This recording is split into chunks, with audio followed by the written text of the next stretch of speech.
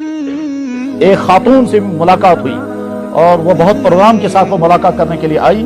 اب اس نے اپنے حالات سنائے. کہنے لگا جی میں نے میڈیکل سائنس پڑھی ہے, میں ایک ڈاکٹر ہوں, میں بہت دولت کما سکتی ہوں, مگر میں نے کلمہ پڑھا ہے, میں مسلمان ہوئی ہوں اور اس وقت میں چھپ چھپ کر زندگی گزار رہی ہوں. اب دیکھتی ہوں آئندہ اگر کہیں میرا رشتہ ہو جاتا تو میں کسی گھر میں پہنچ جاتی, اور جس گھر سے میں نکل کر کے آئی ہوں اس گھر میں میری جان محفوظ نہیں ہے.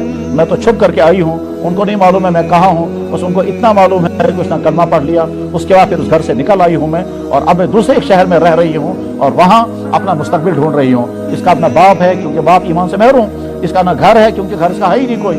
یہ اجنبیوں کے گھروں میں وقت گزار رہی ہے اور اس انتظار میں ہے کہ کہیں میرا رشتہ ہو جائے. یہ ہے وہ امتحان, چھوٹا امتحان ہے یہ, اس لیے کہ ابھی تو مشکلات آئی نہیں اسے. میں نے اسے کہا تمہیں مبارک ہو, ورنہ ایسے بھی ہیں جن کو سالہ سال تک نہ جانے کیا ظلم سہنے پڑے. ایسے بھی ہیں کہ کلمہ پڑھا اور ادھر سے, ایسے بھی ہیں کہ کلمہ پڑھا اور زبان کو پلاس سے بھیچا کر اور زبان کو زخمی کر کے بعد اس میں نمک چھڑکا دیا. مجھے یاد ہے میں دیوبند میں تھا, جب ہم دیوبند میں پڑھتے تھے تو دیوبند کے مدرسے میں پڑھتے ہوئے میں مسجد میں امامت کرتا تھا, اور مسجد کا نام ہے قلعہ والی مسجد. ظاہر آج بھی وہ مسجد موجود ہے, بلکہ میں گیا تھا تو وہ کمرہ بھی موجود ہے جس کمرے میں نے 5 سال گزارے تھے امامت کے دوران.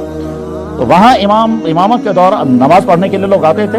تو ایک نماز پڑھنے کے لیے ایک شخص آتا تھا, وہ کبھی کبھی کوئی بات کرتا تھا تو مجھے محسوس یہ ہوتا تھا کہ یہ شاید یہاں دیوبند کا باشندہ نہیں ہے. اس کہتا خبر کا کم سے کم دیوبند چھوڑے کس ٹینشن دیوبند تم لینگویج سر دیوبند لینگویج. مجھے محسوس ہوتا تھا کہ کم سے کم یہاں کا باشندہ یہ نہیں ہے. جیسے فرض کیجئے اگر میں کشمیری زبان بولنے لگوں گا آپ فوراً سمجھ جائیں گے کم سے کم شاہ رخ کا شور سنیے جو کہتا ہے گاموں کا گام کو نہیں ایسے ٹھیک جان سمجھ. اگر یہاں شپیان کا کوئی آدمی بولنے لگے گا آپ فوراً محسوس کر لو گے یہ شپیان کا ہے, اور شپیان کا اگر کوئی شہر والا ہوگا وہاں وہ فوراً پہچان لیں گے. یہ انسان دوسری زبان کے لینگویج کو, دوسری زبان کے لہجوں کو پہچانتا ہے. تو بہرحال مجھے بھی لگتا تھا یہ آدمی یہاں کا نہیں ہے, لیکن ہم نے بھی کبھی پوچھا نہیں, اس نے بھی کبھی بتایا نہیں. ایک دن وہ اسی قلعے کی مسجد کے حوض پر وضو کر رہا تھا, جیسے یہاں جامع مسجد میں حوض ہے, حوض پر وہ وضو کر رہا تھا, کپڑے اس کے اوپر لگے ہوئے تھے جہاں اس کے نشانات لگے دیکھے. تو میں نے ان سے کہا عمر, میں بھی وضو کر رہا تھا, وہ بھی وضو کر رہا تھا, میں نے کہا عمر آپ کے ہاتھوں میں یہ نشان کیسے ہیں؟ اس نے وضو کرتے کرتے تھوڑی سی اس کے چہرے پر ہنسی آئی اور اس نے کہا امام صاحب نماز کے بعد میں کمرے میں آ کر بتاؤں گا. پڑھنا ہی نماز پڑھ کر کے جب میں کمرے میں آیا, وہ کمرہ بھی موجود ہے, وہ حوض بھی موجود ہے. بہرحال وہ کمرے میں آیا اور کمرے میں آ کر کہتا ہے امام صاحب آپ کیا پوچھ رہے تھے؟ تو میں پوچھ رہا تھا یہ ہاتھوں میں نشان کیسے ہیں؟ تو سنا ہاں میں نے آپ کو کبھی نہیں بتایا, آپ نے پوچھ لیا تو آج بتاتا ہوں. میں اصل میں مسلمان نہیں, میں کسی اور ڈائناسٹی سے تھا. پھر میں نے جب کلمہ پڑھا میں مسلمان ہوا تو وہاں مجھے گھر والے جو ہیں لوہا گرم کر کے لگاتے تھے, اور یہی لوہا میرے پورے جسم میں لگا ہوا ہے. میں نے کہا عمر تم نے تو بڑی مصیبتیں برداشت کی ہیں.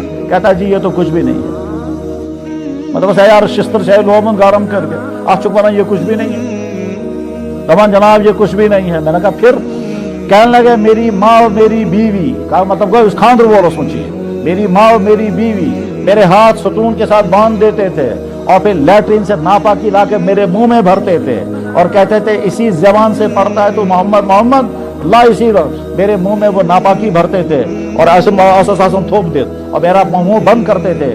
2.5 3 گھنٹوں تک میرے منہ میں پاخانہ ہوتا تھا. میں اس کو نیچے بھی نہیں اتار سکتا تھا, میں باہر بھی نہیں نکال سکتا تھا. نیچے کیسے اتارتا, کون کھائے گا پاخانہ, اور باہر کیسے نکالتا, ہاتھ پیچھے بندھے بھی ہوتے تھے. کئی سال تک میں نے یہ مصیبت برداشت کی مگر ایمان نہیں چھوڑا. میرے بھائیو اللہ نے ہم سے ایسا امتحان نہیں لیا.